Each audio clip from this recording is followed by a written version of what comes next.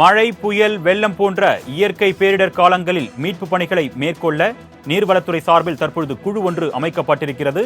நீர்வளத்துறையின் 147 பொறியாளர்களை கொண்டு இந்த மீட்பு குழு தற்பொழுது அமைக்கப்பட்டிருப்பதாக தகவல் வெளியாகியிருக்கிறது. அதனை நாம் அண்மை செய்தியாக பார்த்துக் கொண்டிருக்கிறோம்.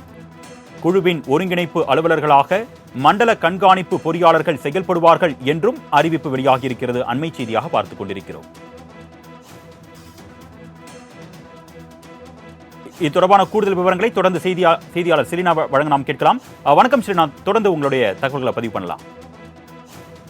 அதாவது மழை, வெள்ள, புயல் பாதிப்பு இயற்கை பேரிடர் காலங்களில் மீட்பு பணிகளை மேற்கொள்வதற்காக ஒவ்வொரு துறையின் சார்பில் அவசர கால வெள்ள மீட்பு குழுக்கள் என்பது அமைக்கப்படும். அந்த வகையில் தற்பொழுது பேரிடர் மீட்பு பணிகளை மேற்கொள்வதற்காக நீர்வளத்துறை என்பது உத்தரவிடப்பட்டிருக்கிறது. நீர்வளத்துறையின் சார்பில் 147 பொறியாளர்களை கொண்டு அமைக்கப்பட்டிருக்கக்கூடிய இந்த குழுவில் ஒருங்கிணைப்பு அலுவலர்களாக மண்டல கண்காணிப்பு பொறியாளர்கள் செயல்படுவார்கள் என்றும் தெரிவிக்கப்பட்டிருக்கிறது.